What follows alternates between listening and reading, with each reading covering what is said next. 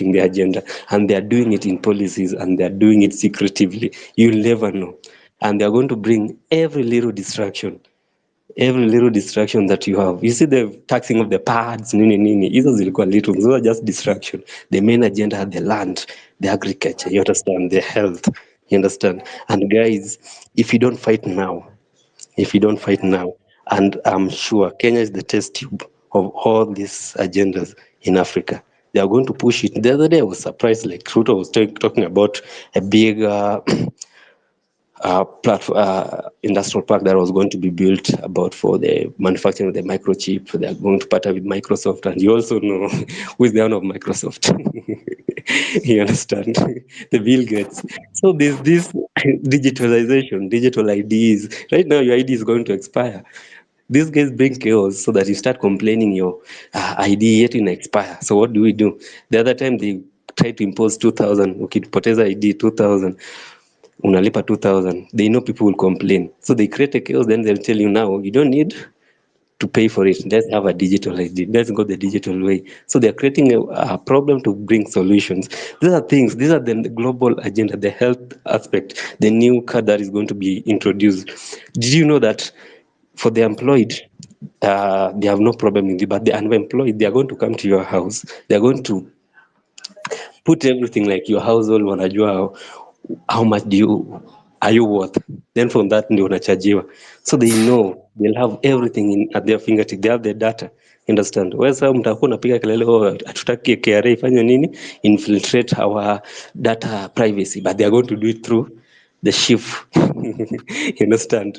These guys, they have agenda, and Ruto is working for them. Ruto is their puppet, and they are making sure that Ruto, before the terms that Ruto ziishe, everything for it has to work. I've been telling people since 2022 when Ruto got elected. I told them, central bank digital coin is going to work in Kenya. And Kenya, it's coming. And all this has to be implemented before Ruto leaves power, because we all know election in Kenya has never been fair. And we know who elects these people, the international bodies. They'll manipulate the election. They'll put the people they want there, so that the last time Kenya had an honest election was 2002 when Kibaki came into power. Since then, it has been the globalists electing the people for us. You understand? So even if you say like, oh, we are going to take votes, we need to take these people out. Trust me, even point IBC. So what do you need to do? Uproot them. You don't need to wait for 2027. Meet with Ruto, tell him this is what we want, this and this and this. We want accountability. But in the process, be pushing for answer na hizi low hanging fruit, the cabinet secretaries there, so that you have a well aligned way. So ikifika huko mbele sasa, time yenye tunawatoa kabisa, tuko na nini? We have a leeway. Yani the road is smooth, you understand? So let's go with one agenda. The agenda is good governance. That is going to lead us to uprooting these IGs, these CJs, these these corrupt elements. Then once we have cleaned that, now getting into Ruto, it's going to be powerless, you understand? We can uproot him, and when we come to 2027, when you're putting the right people into governance, we have no manipulation along the way, because these international bodies will do whatever it takes, because they have the power, they have the money, they have the influence to do it. And we have the unity is the only thing that we have. Thank you so much. Thank you, Sana. No, Dennis, you are to go. Alafu mtu akiongea and you have any questions you'd like to ask them, feel free kuuliza. If someone shares something that you want to add something on, ama you have a contradicting information yenye you want to clear on, please feel free to interject pia. Dennis? Yeah, Jeanette, thank you very much. I trust you can hear me. And I've been listening. Actually, I think this is the first space I'm speaking in.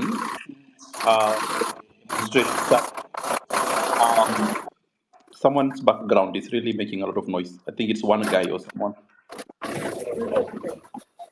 One guy, your background is making a lot of noise. So as I say, this is the first time that I'm talking. Dennis and Alia. Yeah, I think this is the first time that I'm talking in a space after a long time. I just wanted to express my opinion in this. I think it has been a phenomenal 2 weeks that happened, unbelievable. I am one of the doubting Thomases among the many people who really doubted, is this really serious? Is this really going to be what we think it's going to be? Or is it just another, the excitement and all that? But we were proven wrong again and again and again that people were really serious. And for a first time, I really thought the government would go down. Literally, the government will disappear. And it was exciting because, to be honest, the Ruto government has been extremely, extremely arrogant. They have been extremely wasteful. They like utadunini. They come, they donate money, and they tell you, I don't even go to parliament. I don't even want to go to parliament. And they tell you that in your face, basically to tell you that you can do them nothing. And really, we have to appreciate every single person who believed and put their lives at risk in this. For us in the diaspora, sometimes it's a bit easy to just tell people, do that, do this, and then you sit back in the comfort of your TV and just watch. And that's why I've never been very talkative. I've been trying to really understand what's going on here. But now that things have been the way they have, I'm also just trying to offer an opinion. And the first thing I'll be saying is that, guys, for the revolution to succeed, we have to be different than them. You have to be different than the government that you're trying to criticize. And the first thing is we have to be tolerant to contrary opinion. I've realized that there's a lot of intolerance to contrary opinion, and I'm not saying the people would basically say that the government will stay, because no one is saying openly. A few people are saying, of course, the government should stay, and that is not the whole point.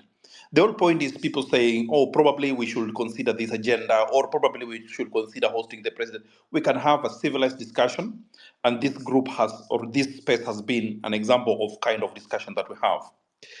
And now, if I look at the strategy, I'm seeing a small problem coming along in the very near future. And this is very real. And I think from a very honest point of view, I think there could be a challenge that might come up that we have to deal with. So the first challenge that I foresee. Order. One guy Hello? is one guy. Yes. Can I finish first? Can I finish first, please? You're Okay. mute your mic. Okay.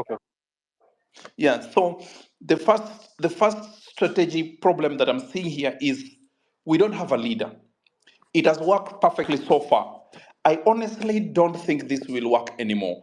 We have to be thinking about strategy and we evolve. I don't think there is a constant strategy. You say this is our strategy, come day, come night. It has worked perfectly. People have not been compromised. It has been very amorphous in some way, so it has worked for the benefit of the people and the benefit. The first problem is what someone said here. We have got too many agenda. One day someone comes and say Ruto must go. Another person comes tomorrow, says we want the bill to go down. Another person says sack the cabinet. Another person says no, we want the IBC to go. We want the corruption to end. So this is the first consequence and the first real evidence that the strategy for leaderlessness has now overtaken itself. It worked during the demonstration. I don't think it is now really working in the phase that we're going into. And that is why the people or the perceived leaders have been it's been very easy, because there's no leader, there's no person, there's no structure. And that is working against us. The second thing is, even as you say, Ruto must go. I want it realistic. Is it realistic? Probably it is. And it was actually on Tuesday, it was realistic. But again, when they infiltrated the demonstration and people gave up, is it still really viable or feasible that Ruto will step down from it? Realistic? Of course, we are trying to aim at the sun and maybe land on the moon or the other way, but we have to think Hello, Dennis. about strategy as a whole. Hello, Dennis. Excuse me, Dennis. Yeah, go ahead. Thank you so much. Dennis is on the stage. Is this idea of focusing on one battle to fight at a time. I think that is the best thing that could happen to us. We are losing it, and we are losing it quite big. How can we go about it? And I think that is where the problem is, because if you don't have leaders who will determine the agenda, you see Kimuzi today saying Ruto must go. Tomorrow someone says, no, no, constituted. Another person saying, no, no.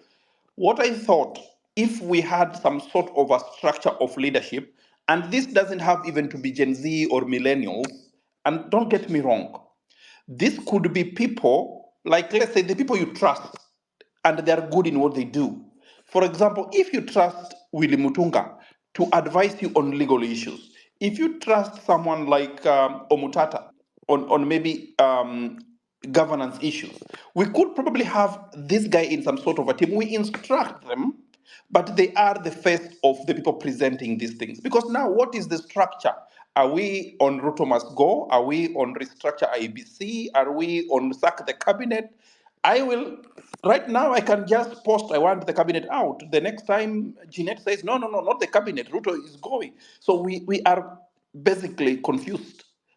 And confused, one of the reasons we are confused is that we don't trust each other here. We don't trust each other. Oh, Ula menunuliwa, we can't trust you. We don't want you to be a leader because utanunuliwa, you will be bought, you will be done this. So we don't even trust each other openly with the enemy, the government, but amongst us as well. If somebody said, I want to lead, let's say academia said, I think I have an idea, we can lead. We will not trust him. Oh, utanunuliwa, wewe wacha tutaki leader. Now, how are we proceeding? There is no demonstration. Demonstration have fizzled out. The energy has gone down in terms of demonstration. The revolution continues. But what is the strategy? What is the strategy that we do? My thought is that we have some sort of people we trust, because that some people will say that is too elitist. But they should be people we trust, people like Omutata, for example. And if they don't work for us, we chuck them out. But they can be some sort of a voice. So in terms of inviting Ruto to the forum here, I think I'm for it, and I know I respectfully disagree with other people who hold a contrary opinion. I respect you. I hear what you say, but I disagree, because now if we don't talk to each other and we can't go to the streets, then what? Then what? Then what else? We just have to do one or the other. We have to press. And when I say I don't think he has to come to listen to for us to listen to him, he should come for us to tell him structurally these are the demands and they should be met by a certain deadline. Failure of which this is the repercussion. Probably people will go back to the streets, people will demand for this and this and that. So I think we need really to rethink